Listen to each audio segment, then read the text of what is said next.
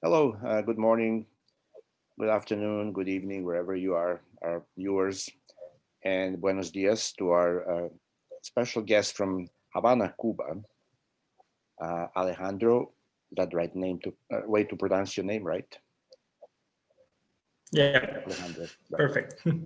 So Alejandro is a full-time professor at the Havana University, specializing his PhDs in artificial intelligence. Super exciting, and this this is amazing because we're seeing a lot of recent breakthroughs in AI, and Alejandro is going to teach us now or reveal the secrets of how to bring the commoditized artificial intelligence into everyday life, so that people are not mystified.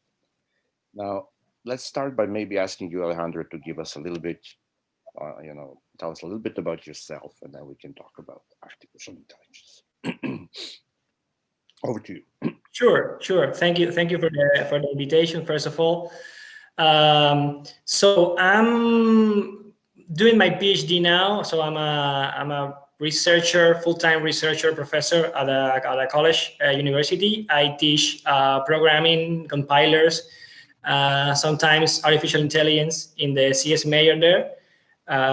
So I finished my major 7 years ago, did a master's, now finishing the PhD. So it's basically the classic academic career, no? Um, so I became interested in artificial intelligence. I think by the end of my major, all these breakthroughs were happening with it was 2012, 2013. So it was the third coming of age of artificial intelligence with all these vision problems that were being solved. That 2 years earlier than that, I think the error rate was like 40%, and then it got to 10%. So it was a big moment in AI, and so I kind of transitioned from I was doing research in computer graphics and game development and software engineering in general during my whole major, and for my master's I kind of tuned down that part and started to get into machine learning and soft computing and all of that. And then that's what I've been doing. Basically, my PhD specifically is on natural language processing, on knowledge discovery, which is you have a bunch of text, and there are things that are being said in this text that you want to represent, maybe in a knowledge graph, in some semantic representation, and then how do you make algorithms that kind of understand what is being said beyond the surface level and help you discover what are the relevant concepts. And this is super important because most of today's knowledge is in text written on the internet, so it's not a structure. So this is a big research area, and I've been working most of my PhD on applying that to health, to the health domain, to clinical text. But it's like everything in machine learning is more or less generalizable to any domain, provided you have enough data and everything. But recently, what I've become more interested in is in a new kind of a new field that is called auto machine learning. No?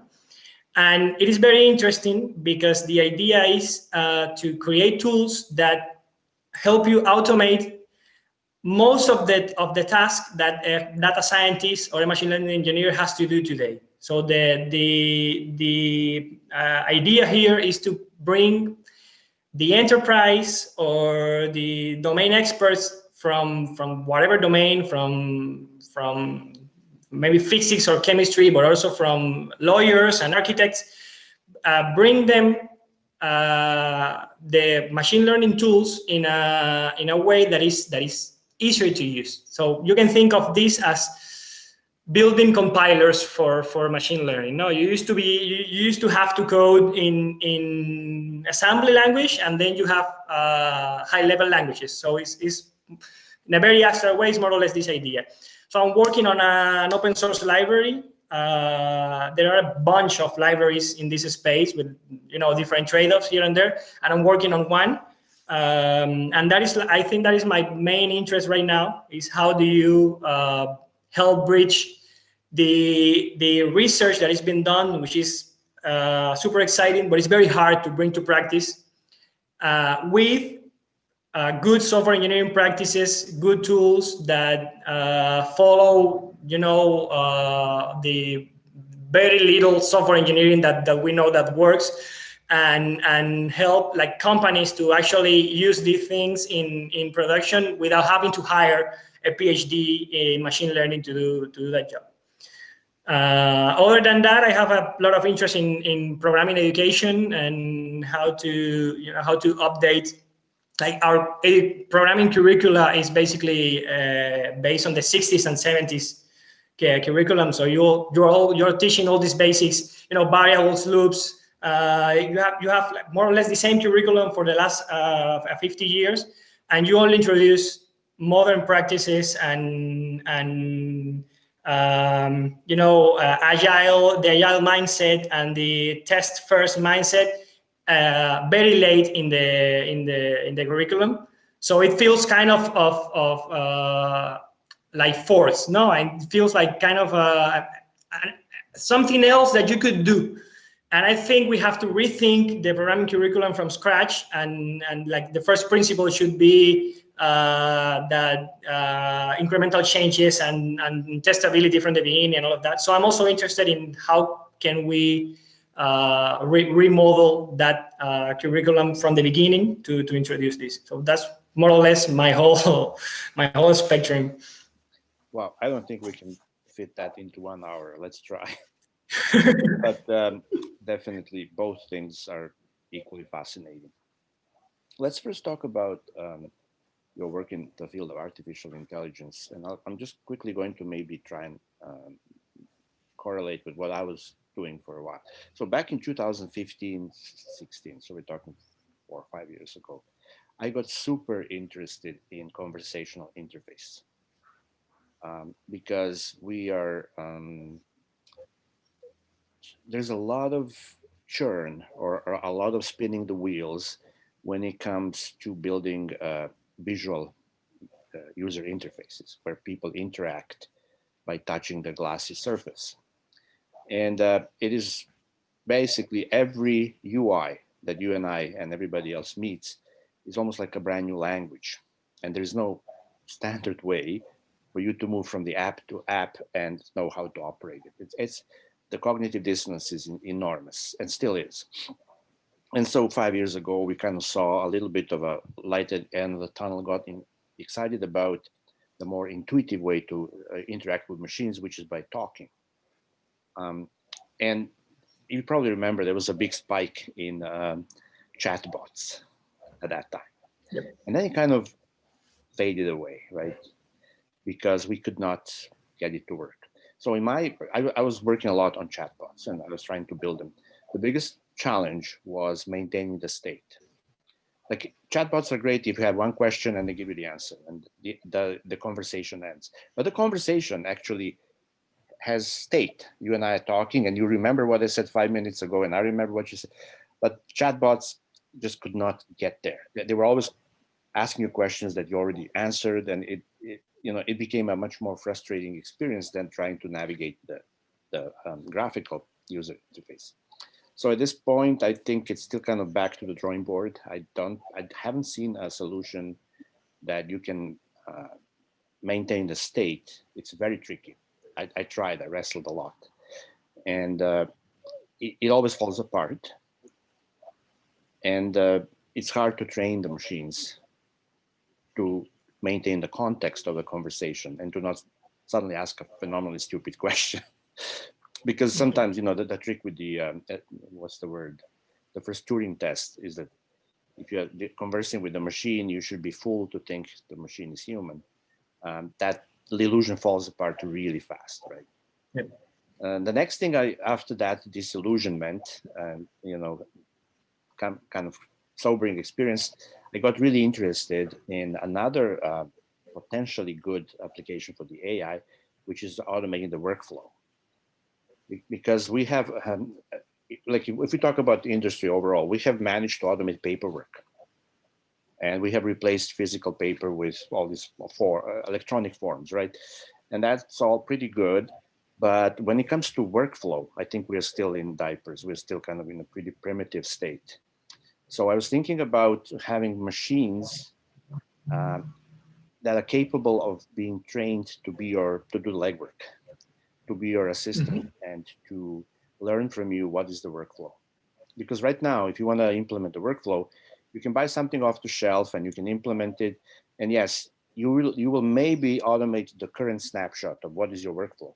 But next week that changes, right? Now I have to go and reconfigure, and it's really counterproductive. So I was thinking maybe if you have an AI agent sitting next to you and watching you work, then they can learn from you, and they can say, okay, I know that the workflow was like that, but now I'm noticing that you are actually doing something else.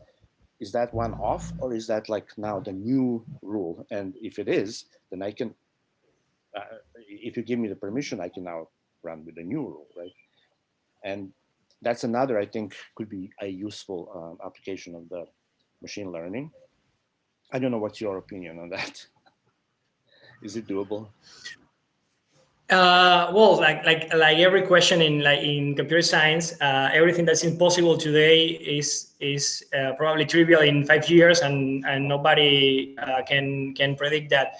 I think that both of the things you're talking about, I think they hint at a core problem in the AI community, in the AI research community, which is like there is a huge difference in like semantic knowledge structure, reasoning.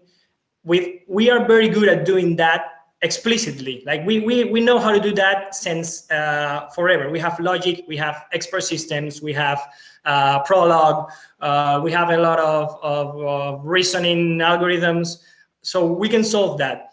And we have this the perceptual knowledge, which we didn't know how to do with explicit rules, like understanding a face in a picture, or understanding like text translation, for example, is something that we really could never do with explicit rules. So in the human brain, it seems to be that the knowledge layer is a result of the perceptual layer. No, so the brain evolved first to understand images and sounds, and at some point you were able to form abstract symbols, and you build this internal language in which you can do reasoning, and you can like keep track of conversations and everything. And then when in your head you are I don't know, adding two numbers, 1 + 1 = 2, you're doing a lot more computation than what is strictly needed to do that, because you're thinking of all the meanings of the number 1, the number 2, and all the meanings of the mathematical. So you're wasting a lot of computational power because you're doing this, you're solving this problem in a very abstract level. When we know we can do that with basic circuitry, and we don't need machine learning for that, no? So at one point, a large part of the machine learning community decided that we cannot code the rules explicitly. We have to learn everything from data, and this has become and I like this approach. No, of course, everybody likes this approach because you have to code less, you need less domain knowledge, and it should be possible to adapt to changes in the domain, etc. But it has become kind of a religion also, that every time you try to put explicit domain rules in a system, it's kind of like, no, you cannot do that. It's a taboo in the community. You have to build a system that is able to learn whatever rules are implicitly there from data, and it's extremely hard to do this. So there are problems that we know how to solve, but we don't know how to solve them purely from machine learning. And we don't know how to bridge a rule-based system with explicit domain knowledge. Think of an ontology or some way of organizing the knowledge of that domain, which we have very good tools for doing that. We don't know how to bridge that with a soft computing system that is adaptable and is able to change. And I think that's at the core of the problem of the chatbots, for example, which is that we know how to maintain context and state in software. We have done that forever. What we don't know is how to code a machine learning model that learns that maintaining context is important for solving the problem, and it comes up with what we would have done if we had done it explicitly. And the reason, I think part of the reason is because that is very, very, very hard to do. Lions cannot code, no? Like monkeys cannot code. So our ability to understand a very large process and understanding the causality of things and how they connect came after all of the other parts of our brain. So the pure machine learning system, I think it would have to grow all those layers of perception and understanding before being able to do what SQL does today, what compilers do today. And that is a beautiful question to try to answer. Like, can we arrive at a reasoning system, a human level reasoning system, just from learning? It should be possible because the human brain does it. So what are the ways in which you can do it?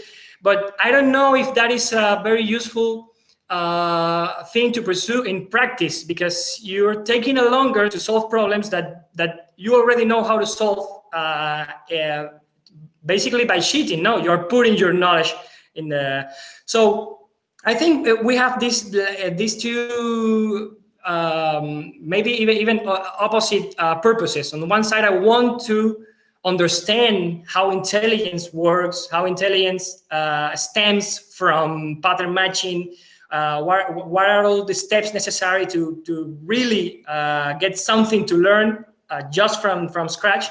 But on the other hand, you have an engineering problem to solve, and you should not throw away all the tools that you have.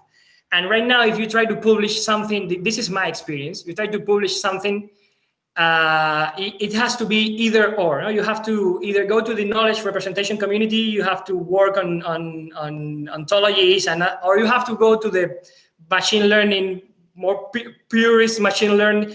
It's very hard to do something that is in between, because these guys don't talk to each other. And this is not something that I'm saying. This is something that a lot of very, very well-recognized people in the AI community are saying, including Francois Cholet from the Keras library, including Christopher Manning, which is like in language, that's one of the top stars. Jan LeCun from Facebook, like all the top researchers are saying that we need to bridge this gap between knowledge representation and this pure learning pattern matching part. And I think that's at the core of the problems that you are discussing. That you're trying to think in two levels of abstraction that are very different. One is perceptual and one is reasoning, and there is something in between that we still don't understand how it works. Yeah, because the way I was trying to solve it, if you go brute force in imperative logic, then quickly you get into huge jungle and brambles, and the code you end up with is impossible to reason about, and it's open for bugs. So pretty soon you will collapse under your own weight if you start, as they say, a whole bunch of if else's. Exactly. Now, if you look at how we have progressed in our industry with the embracing the web, probably in my mind, the most important solution was REST, or RESTful. I don't know if you're aware of REST, representational state transfer, Rob Fielding. And when we are building things using REST, then the routes are your context. So context switches happen. So the logic that says, okay, you are now in a different context is provided to you automatically through your route.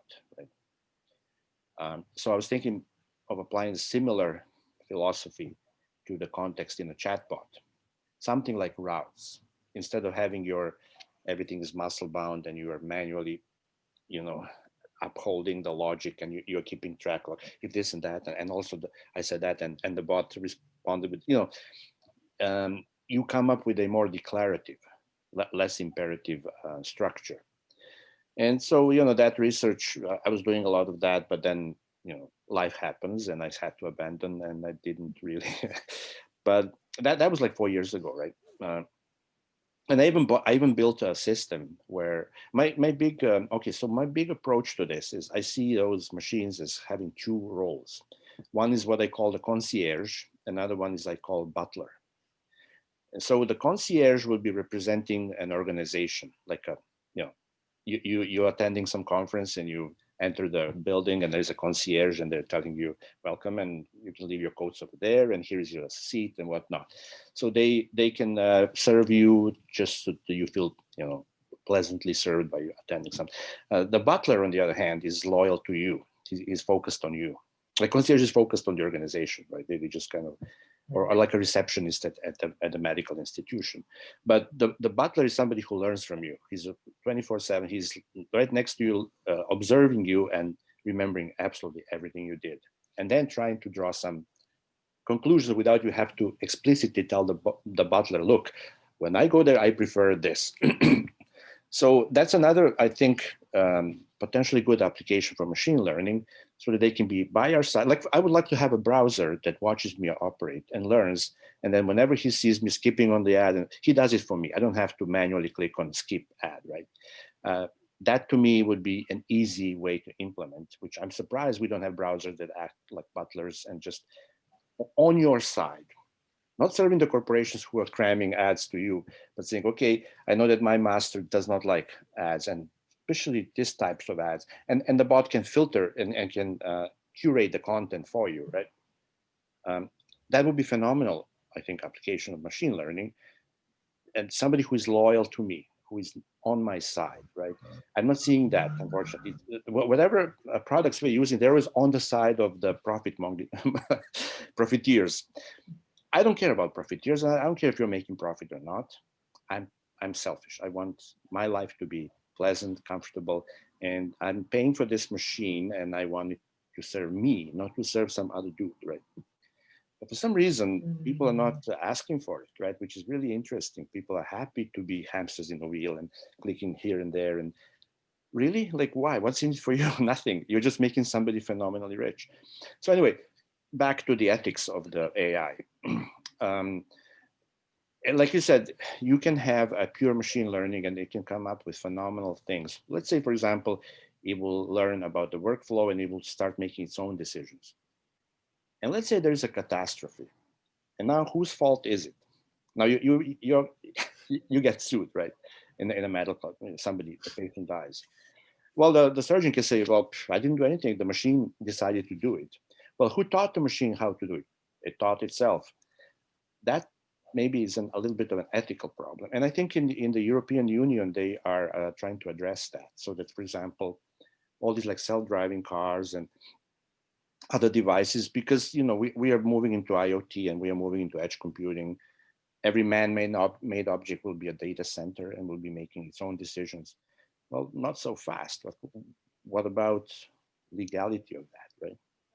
Because the corporations can just bail out, saying, okay, don't talk to me, it's just a machine.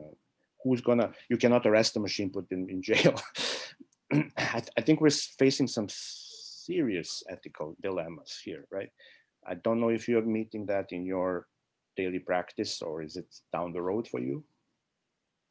Yeah, no, I'm far from an ethics expert, but in education you have to address these issues, because otherwise, like, you cannot form close-minded engineers that don't care about making good for the world. No, that is actually what you want. So we have to start addressing this, and I think. Of course, I have no answer at all. This is a very philosophical question, because are you guilty for the crimes your children do when they are underage? But are you? But once they cross the threshold of they are responsible for their own acts, they become guilty of what they do. But you taught them to be like that. So at what point do you consider machine learning software something as advanced that it can take responsibility for its own acts? We are far from being there now, but maybe we'll be there at some point. And the minute we get there, we will notice it after we cross that line. And we will notice that we don't have the regulations in place after we cross that line. Because I think something that happens with regulations everywhere, I mean, like regulation is always behind technology. That always happens. No, technology is faster than understanding the social implications of what is going to happen 10 years. Like, we didn't know Twitter could change the outcome of an election. And I don't think Jack Dorsey did.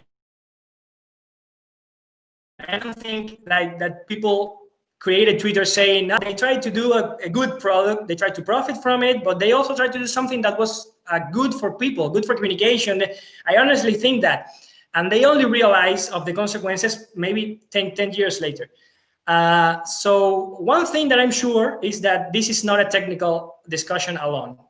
It's not, and most of the AI ethics community, or most of the AI community, is framing the AI ethics problem as an AI problem related to ethics, instead of an ethics problem that's related to AI. So a lot of people are thinking that the solution is technology first. We have to invent better technology that is able to overcome whatever ethical issues we have today.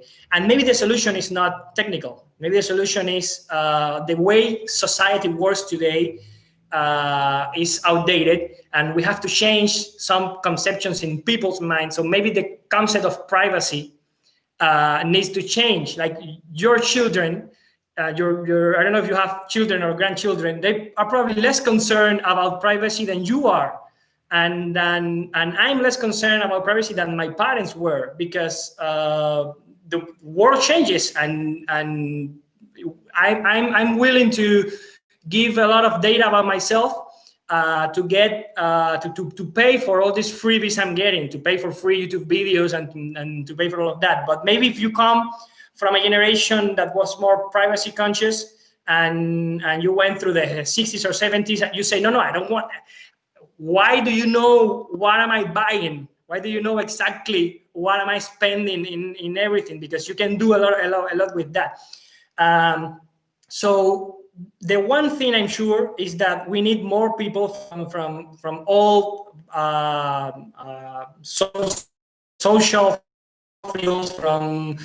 We need lawyers. We need people from like pure ethics, if that's a thing. We need people outside from the technical mindset to come up with solutions, because the solution is just inside the technical world. Other than that, I think there is a lack of this in education. I see it in my own students.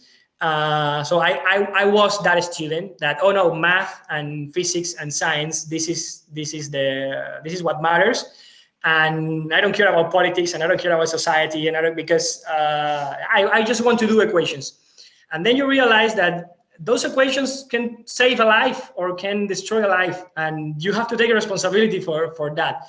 So we've been training generations and generations of engineers into thinking that they're isolated from the consequences of their work, because their work is pure engineering, and there is no such thing as pure engineering. So I don't want engineers to be more focused on ethics than on engineering, because somebody has to do the engineering, but it has to be a little bit more than what we already have, and this is already happening. It's already happening, but I think we're gonna realize it is not possible to predict the social impact of the technology we are developing. We're just gonna realize that impact when it happens, and we're gonna have to deal with it. So the best we can do is to create an infrastructure in our society that is able to deal with whatever impact comes when it comes, because we don't know what's going to happen. But what we know is that we don't have enough people thinking about this, so that they can come up with the solutions when they're needed. Yeah, you bring a good point with underage children. But also, we can think a little bit about corporations and organizations hiring people. And now you hire them, you train them, and you kind of it becomes a team or whatever you want to call it, like, but a mind share, and they're representing you. But then if they do, the ethical question here is, if they do something that is questionable, again, similarly, the legal system may be, where's the line? Where do you say, well, they did it on their own, and me as a corporation, don't talk to me? And where is it like, okay, I'm taking responsibility because I taught them how to do this, therefore they represent me. So I think it's even today or forever, this has always been a gray line. Now this gray line is now, I think, even more grayer with machines. Yes, we hired those machines. Yes, we trained them, and now they went off and did something. Wow, we did not. Nobody expected that. Whose fault is it, and who is going to be on the line to answer that, right? So, you're right. It's something that. But going back to what you said, when my parents' generation, for example, had no problem with privacy, going to the library and taking out all the books, and knowing that this is being, somebody may be keeping track of what they're reading, right?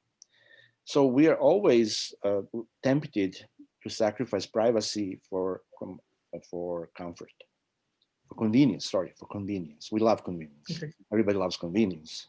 Now, extreme convenience, for example, is in communist China, where they absolutely know absolutely all about you, but they provide you with a what's the word, WeChat platform, I think, which is a completely homogenized, and the government knows all about you, but everything is smooth, everything is working for you because it's one centralized source of truth. You walk in China, they walk through life with their phone, everything's getting done. Here in North America, Exactly. like, whoa, we don't like centralized, we like decentralized, we like pluralism, we like distributed. And in such an environment, this cannot be as convenient, right? Because it's very hard. So again, it's a trade-off. Am I willing to Exactly. sacrifice all of my ideals and to have everything monolith and everything's top down, just so that I go through life with my phone and everything, that it's just like QR reader, everything gets done, everything gets paid. Or you know that the story. We cannot do that here in North America and not in Yeah. Europe because we are sticking to the pluralism. We like pluralism, and I believe there's a strength in if somebody says you have a religion, I'm not religious, but my religion is pluralism. It's like diversity, right? That is the strongest, and that's the immunity, right? You build up your immunity, you become strong by exposing yourself to all kinds of different crap, right? But that is our strength. That's why we are so resilient. Um, but again, I'm going back to my wonderment. I'm puzzled that people are not demanding more convenience for themselves. Like, we buy all these machines and phones and whatnot, and instead of stopping and saying, hey, why is this thing not serving me? Why is it not learning from me? No, it's learning about me to report to the overlords, and I'm giving my blood and sweat and tears to somebody so they can become trillionaires while I'm here wondering when is my next paycheck gonna come from. This is amazing to me that we are not saying why. Why don't we? The technology is there, and you and I know that it's super easy to have a machine that's going to be paying attention to you and serving you and being loyal to you and not reporting on you, but making your life smoother and easier. Nobody's asking for that. To me, that's a huge shock because I come from the generation where we were very enthusiastically embracing the web, and we saw the web as, okay, now this is going to be finally the big library that is going to give me this convenience in life. And now I've turned into, wherever I go, I just see all these ads and click baits and whatnot. You know, I want somebody to build me a browser that's just gonna curate what I see and learn from me. Why is it so hard? And where is the open source community to jump in with that? So anyway, I think we hit a wall on this discussion because we won't be able to answer it. But Yeah. I propose, I suggest maybe we go over to what really is another great topic, which is the curriculum and how do you envision changing it, and what do you think should happen next? Okay, so I have this problem with computer science education, which is that I've been teaching programming in first year and compilers in third year, and when I something like students are very good at programming, at a narrow form of programming. That is, they're very good at recognizing when a problem pattern matches a specific algorithm. So they're extremely good at this, and they're good at this because we're training them, or maybe we're selecting them for this ability. Like if you are unable to code some graph algorithm or some recursion algorithm, you fail first year. So you never reach third year if you're unable to do that. So when they come to the compilers class, I have to teach them two different levels of abstraction. This is why I love teaching compilers, because compilers goes all the way from super formal theory, like the most how do you say the core of computer science, yeah. Rigorous. And so you have automatons, and you have regular expressions, and you have a lot of super clever algorithms.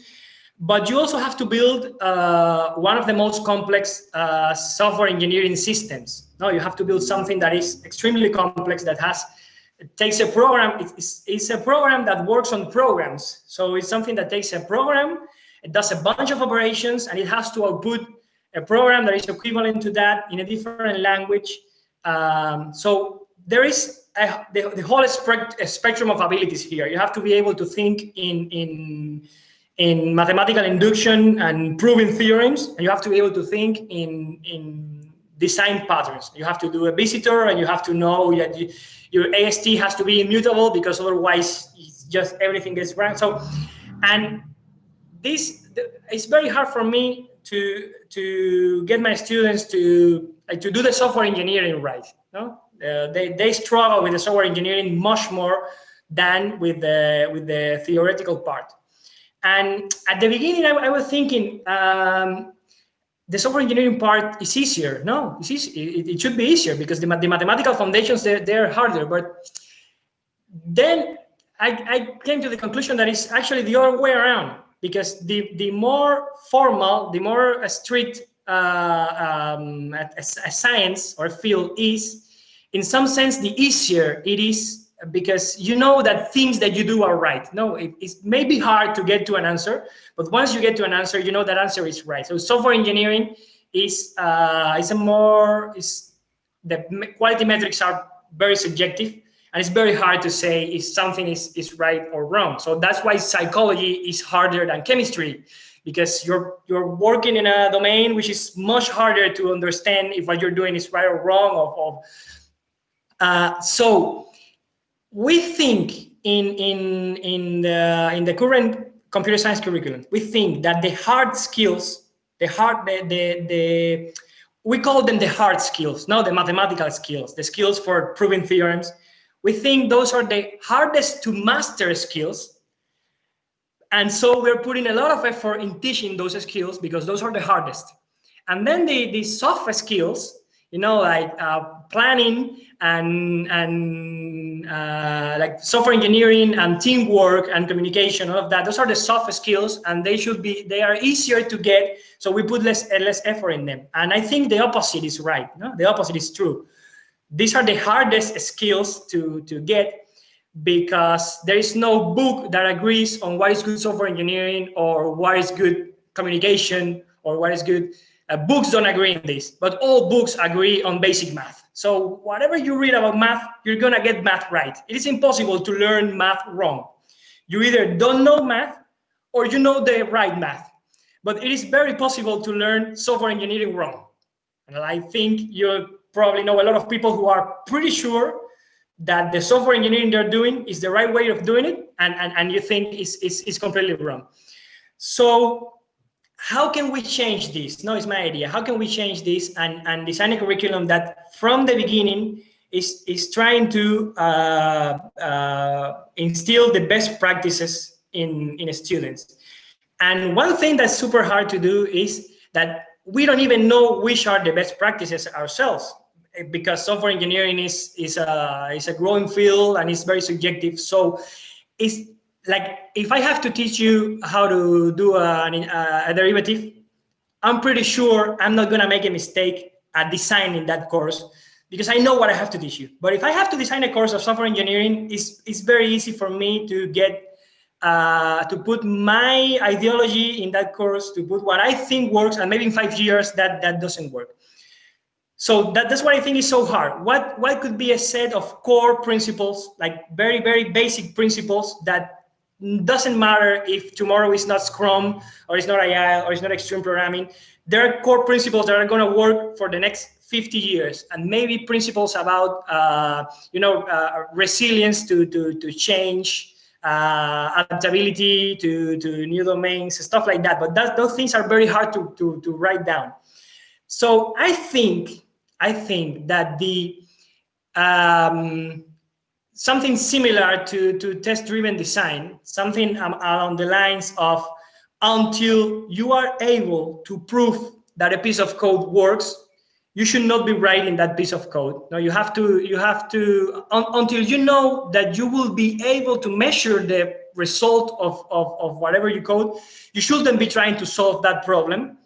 Now you have to first solve the problem of evaluating if your solution is right before actually solving the problem. I think that could be one of the core principles, and then you could have that instantiated in a specific paradigm of testing with a specific framework. But frameworks can vary, and in 5 years maybe we don't call it TDD, we call it differently, but it's going to be more or less the same idea. So, and this is all very nebulous for me, because I don't have it very clear. But if there is one thing that I want to do, is that core idea of, you shouldn't be trying to solve a problem until you know that you will be able to notice if you solve the problem right, or if you solve it wrong. No? Something along those lines. And then start from there. You just have variables. You don't even have functions. You don't even have loops. How can you design exercises and tests that force students to first think about how they evaluate their solution, and then think about the solution, without going into testing frameworks, because you cannot start teaching programming with unit testing and testing frameworks and CDCI. This is too complicated, no? So that is my current understanding of it, but still very, very unclear on the implementation details. Mm-hmm. So I can make a few comments, because I was teaching software engineering a long time ago, back in 2000, 2001, so it's like 20 years ago. First thing I noticed, because my first class when I was teaching, I even got some computer scientists with a master's degree. And first thing I noticed is they have very little knowledge about the history of our profession. So I would place emphasis on first learn the history from the beginning, and learn all twists and turns and what happened and blah blah blah until today. That will give you some context, because a lot of people jump in, like you say, and start immediately and absolutely not realizing what happened before. So I think it is very useful for anyone who wants to do this profession to know the history really well. It won't hurt, right? I'm not saying it's going to necessarily put you on the right track, but at least you know the lay of the land, you know what happened before. For some reason, and not even when I was teaching, but in my daily work, I work with different teams. Anytime I start, I have presentations and I start bringing some things from way back, everybody's shocked. Like, really, I didn't know this. Like, how can you know? How can you, to me, it's unthinkable to be professional in this field and not know the history.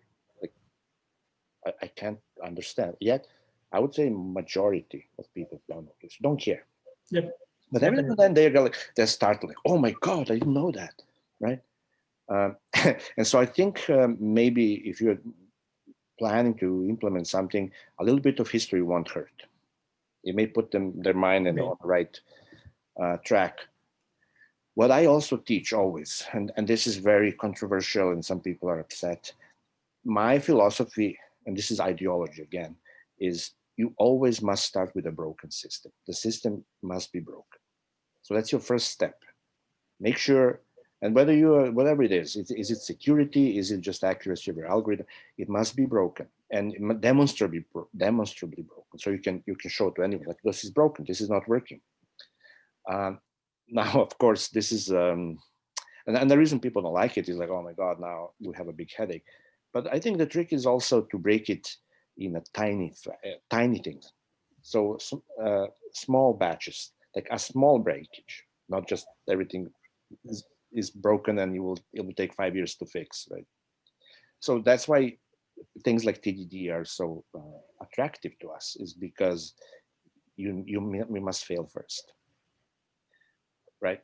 And this fail first is I think the best heuristics for like you say, being able to measure and being able to prove to yourself that you're on the right track. Okay, so I failed. The real trick, I think, is the managing the expectations. This is the hardest part. Mm-hmm. Um, when I start with a broken system and I ask myself, okay, so what do I expect here? What are my expectations? And if I have grandiose expectations, I won't get very far, right? But if my expectations are really tiny, then I'm like, hey, I can deal with this like right now. I don't even before my coffee break. Okay, I expect to see whatever, and right now I'm not seeing it. Okay, so what's my next step, right?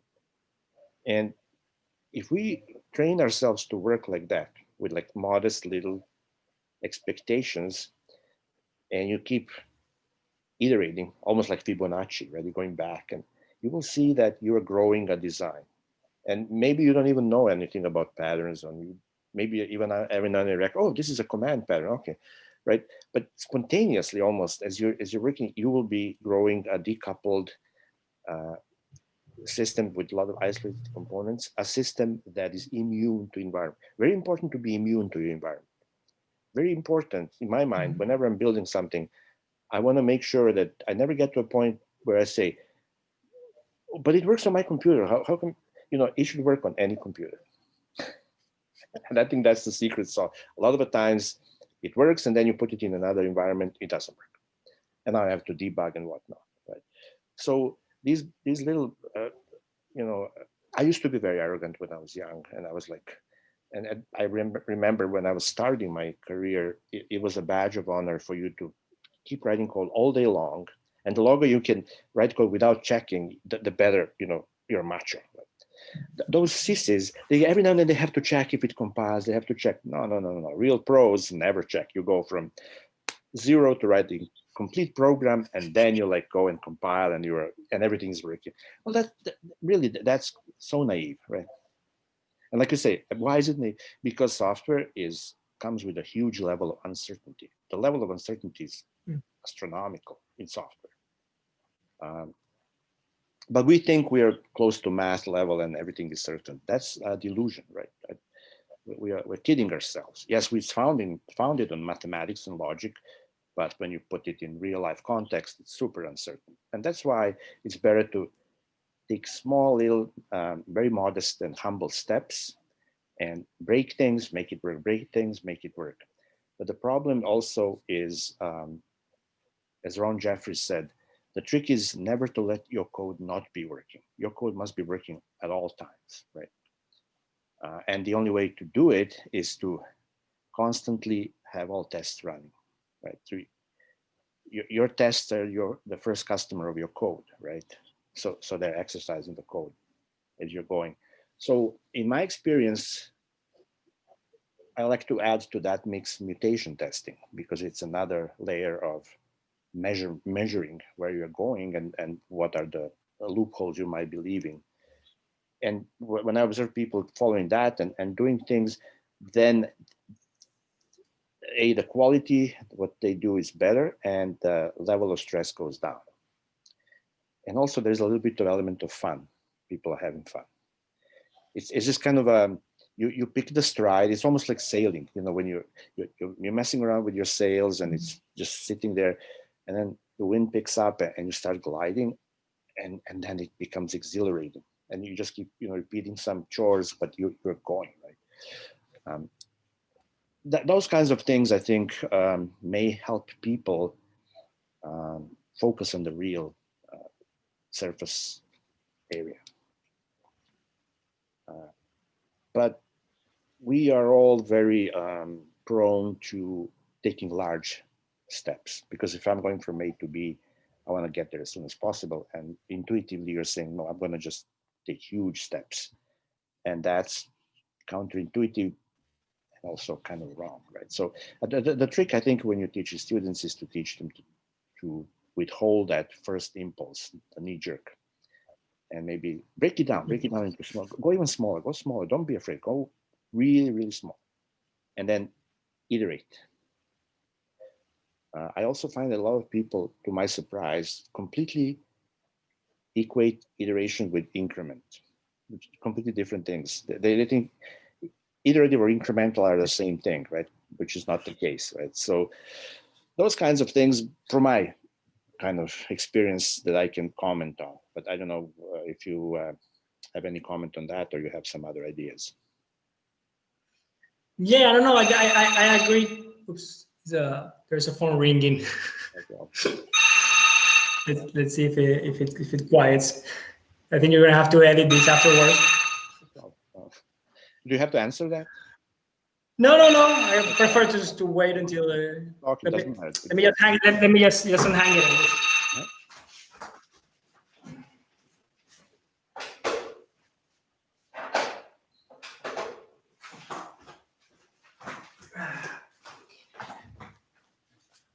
Yeah, no. So I agree basically with everything you said. When I try to implement this idea of do the smallest possible iterations, there are some problems, like the basic problems that we teach in introduction to programming, that there is no a smaller subset of that problem that is a meaningful problem. Like you cannot solve half of a distra, or you cannot solve half of a Fibonacci, or you cannot. So I think that at that moment, for those problems, you teach students that you have to think hard until you come up with the answer, because you have to, like, the minimum code that you can write for Fibonacci is the return f in n minus 1 plus f in n. You cannot do less than that for a Fibonacci, no? But you can. But then, sorry, but the whole trick is you can't. The whole trick is in partial. Yeah. And it's very hard to teach people partial delivery, right? Because everybody is keen on complete delivery. Everybody wants a big bang with applause and ovations.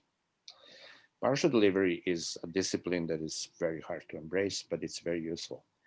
And Kent Beck taught us that you have a broken system. You have expectation here. Your expectation is not met.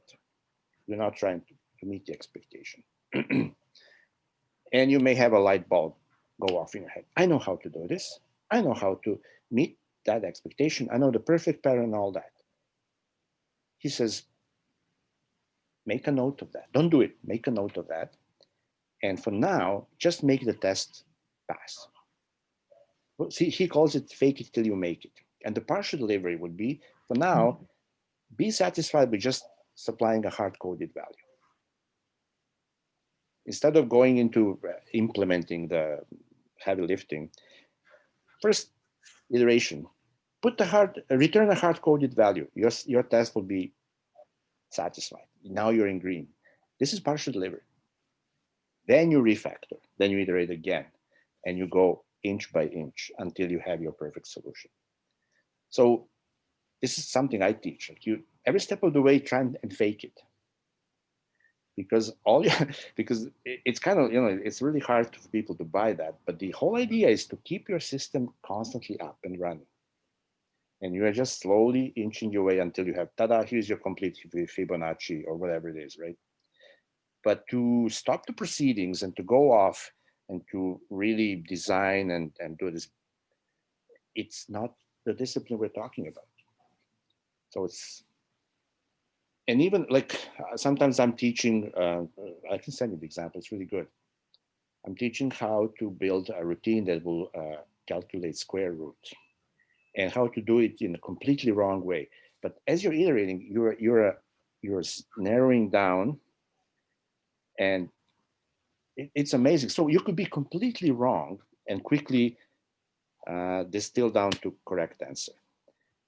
And that is a really, what's the word, convincing example for people to realize that iteration is the secret sauce. Keep iterating in small steps. So that's one thing that I kind of prefer. Partial delivery, very powerful. Very hard to really. So Yeah. Go ahead. no, at what point do you stop doing hard coding and you like in the easiest recursive method? No, my concern about it is how do you teach the students at what point you stop doing hard coded responses and you actually there is a qualitative jump when you put the recursive call. No, that there is a completely different level of complexity that you are adding. So how do you realize, oh, it's good enough hard coding? Now it's time to solve the actual problem. Like the one that return f in n minus one. At what point do you write that? That for me that is like the hardest part to because when I'm doing it, I think that I mostly get it okay, but because I have years of experience, no? But how do you teach this from first principles to somebody that doesn't know anything from programming? So basically, the thing boils down to when does the rubber meet the road? And it's the question of design, because you know you have the experience and you know exactly how this formula works, and you can just go and do it. But is it in the right place? And so the design is all about where you place how you structure your things, right? So you start by faking it. So first you just have a very explicit hard-coded value come back. Okay, cool. But now you're saying, all right, I'm now going to actually think, and again, I mean, I can show you with a little bit more complex things, how this thing drives your design so that you realize, oh, no, I have to extract it, put it over there, and over here I've put the facade, and it really drives your design thinking so that you keep discovering how things should actually be structured so that they are decoupled and they are super easy to change. Eventually you get to the point where you just implement straight your algorithm, and that's the easy part. Should be the easy part, right? As you said, it's mathematics, and the hard part is this: what happens prior to you finding the optimal place where to put it, so that it's easily you can grow it later into something else. And that's where this kind of fake it till you make it really helps. It's guiding your thinking as to how do you actually set it up and get it to the point where it's the cost of change is super cheap, right? And in simple things like Fibonacci, it's not that impressive. But when you talk about some business policy rules that have some things, it really makes a difference when you compare how somebody will just roll up their sleeves and just do it without testing, and then you look at the proper TDD with partial delivery and fake it till you make it, a completely different design, which is like, wow, this is good. This now looks pretty professional. And so I think what's the word? To obtain a habit is difficult, but to kick the habit is much more difficult, right? And so teaching maybe young people or people who are novices is much easier than teaching somebody who's been doing 20 years and now they're hardened and they come back and like, no, this is stupid. I have people, like I'm teaching TV, but I have people come to me and say, Alex, this is the stupidest thing I've ever heard in my life. And these are smart people who are actually probably much better programmers than I am. But to them, after 20 years, they're like, I don't believe this is like, what are you smoking? What's going on there? So maybe you're in an advantageous position if you are teaching young people. It's awesome. Or people that don't have to be young, but like just entering the profession, just want to change the profession. So it's great that you're thinking. I think you can make a huge difference by flipping the tables and saying, okay, the math part is easy, the social aspect is hard because it's a social It's discipline. the hardest, yeah. And it's a contact sport. Because in our profession, I find that collaboration beats communication. I always prefer collaboration. Communication with Jira tickets and emails, it sucks. But being in the same room with people and collaborating, that's how you get things done. And that's the most perfect way of working. Fortunately, in our industry, for some reason, for the longest time, people will be like, divvy up the work. Okay, here's your task, here's my task. Everybody goes into their own corner, works in isolation. This is the least productive way to work. And then you have the overhead of synchronizing back and merge conflicts and all that. Why? It doesn't make any sense, right? And yet we are stuck with that kind of legacy. So it's great that you're teaching young people and teaching them right habits so that they don't have to later on have to struggle with relearning. But trying at least. No, but it's great. I'm really happy to hear that you are, and you should remain very critical. I think we should. The reason I want to start this whole initiative with these sessions with young people, I think we should be dissatisfied with the current state, which I'm glad you are. Yeah. And we should be Definitely. extremely critical, and we should be thinking outside of the box, and we should be saying, no, I don't think this is a good situation, and I want to change it. And you have PhD, we have argument. We're not just like a bunch of these guys who stormed the U.S. Capitol with horns. Yeah, exactly. We are real scientists, and we think straight. We are trained in rigorous formal thinking, and we can make reasonable difference and propose reasonable different improvement. I'm personally, I'm very unhappy with the current state of our industry. I think it's just, I think we are basically being tricked into serving those big giant tech corporations with Kubernetes, all these like how to pump more money into their, I don't think that's a good way for us to go. And there's much better way to proceed. So we should somehow try and get out of that stranglehold and forget about Amazon and all this, not a good arrangement. People are, doing acrobatics and trying to find some elegant solutions, but it's like what's the word? It's like quicksand. You're just getting deeper and deeper. And now you have situations where even to deploy a hello world sometimes takes weeks and months for all these like millions of huge overhead infrastructure, this and that, containers, blah, blah, blah. Like, really, is that? And I think it all stems from the Unix philosophy where it's completely balkanized and completely chopped into. I think we have to go back to a better way. But it's guys, more. Yeah, it's guys like you who are going to lead the way. It's the world belongs to you. The future belongs to you. And, yeah, for sure. Yeah, because you don't. I love that you're critical and you're not happy with the current curriculum. That's awesome, and you should really step on it. Makes me really happy. So on that note, thank you very much for your time, Alejandro. Let's. Thank you for your invitation. My pleasure. I knew this is going to be awesome. I was drooling and waiting when you will be available. So let's continue. Maybe later on, have another chat. Yeah, see how definitely. Yeah, if you made any changes, if you're seeing anything changed, I'll be really curious to know. And also, we can compare notes on the evolution of artificial intelligence. Is it entering the second winter or ice age? There was an ice age in the 80s, right? And now there's this kind of a sudden explosion. We'll see how things go, right? But yeah. And the ethical side of it is another thing that it's going to become more and more prominent with drones and with self-driving cars and edge computing, right? The world is changing. All right. Yeah, it's changing like really fast. But I think that the only alternative is you have to keep thinking at that pace. No, there is no other alternative. Like we need to keep working on the big issues, and that's it.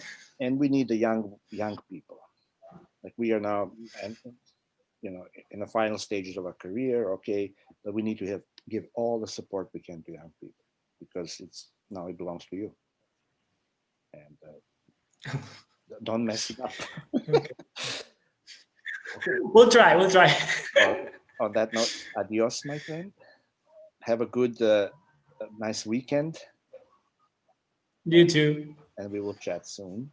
I'm stopping the recording now.